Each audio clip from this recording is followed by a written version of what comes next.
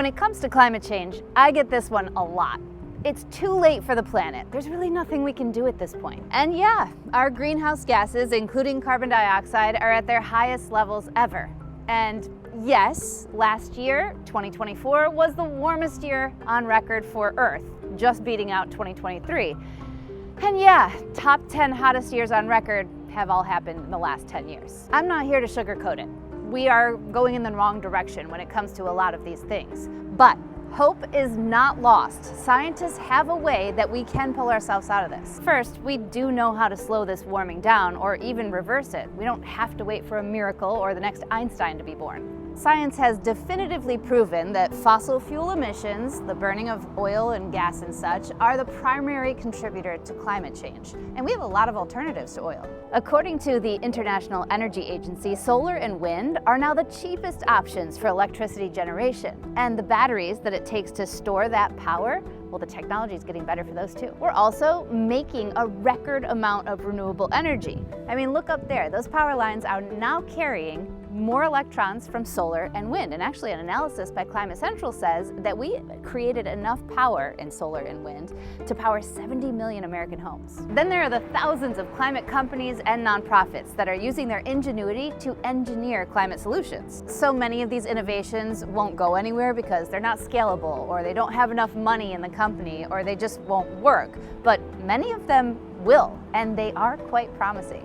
Take Lithos Carbon. They are taking rocks and partnering with farms, making a win-win for everybody. At Lithos, they are on a mission to remove 1 billion tons of CO2 in the next decade. And they plan to do it using the waste product of this mine. How? Well, the waste product is this volcanic dust, and it can be used to add nutrients to crops, creating more food. But that's not all. The dust also sucks up carbon dioxide from the air. Since agriculture is one of the leading sources of greenhouse gas emissions, this is a way to offset that.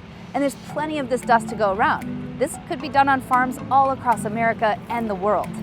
Then there's the University of Maine. They built the world's largest 3D printer. And what are they doing with it? They're building homes. Can you imagine if that house was made out of sawmill waste? Maine sawmills generate 1 million tons of waste each year. They say that's enough waste to print 100,000 homes. It can also be reused. If you no longer want the house, they say it can be turned back into the original material, and that can be used to print something else. A company called Renco in Florida is also working on sustainable housing. They're doing projects like this apartment complex in South Florida, but they're using Lego-like bricks instead of 3D printing. The company says that the blocks are made of repurposed materials. They say it's stronger than concrete, and it's rated to withstand a Cat 5 hurricane. And it turns out, nature already has a lot of tools that can help us out. There's seaweed, for instance. Sure, it's great with your sushi, but it can also be an amazing carbon sink, meaning it sucks the greenhouse gases that are heating our planet out of the air. But that's not all. Seaweed can be used as a plastic substitute. Companies like Sway are turning sustainably grown seaweed into pellets. We call it thermoplastic seaweed. So just like plastic, but made out of seaweed and plants. And then we can put these pellets in traditional plastic systems to create big rolls of film. And then that results in all kinds of fun products that we can make. You know, we can print and color.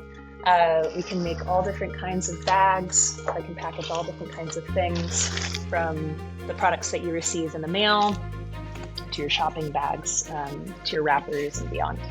While we shouldn't give up hope, we should also be realistic about the state of the planet. We can't just focus on making sure we don't hit that worst case scenario, but we also have to adapt and prepare for the climate reality we're in now, because climate change has made for a more volatile world. So on this Earth Day, maybe take a moment and think about how you can protect what you love. Perhaps you're looking for a place to rent or buy. Have you considered what disaster might hit there? Will it flood? Could there be a wildfire? And I know, individual actions can't do it all. We need policy and social movement to make real change. And I know it feels very small and individual, but think big. Go beyond your door, into your town, your place of worship, your school, your work. You can bring sustainability everywhere you go. Here's a big one. Stop consuming so much of everything. Maybe reevaluate your needs and your wants, and if you have needs, perhaps know how far they come and how big of a carbon footprint they might have. A farmer's market is going to have a better carbon footprint. We're not helpless. We are not out of time, but we are running low on time. It's going to take the collective action of all of us to turn the tide.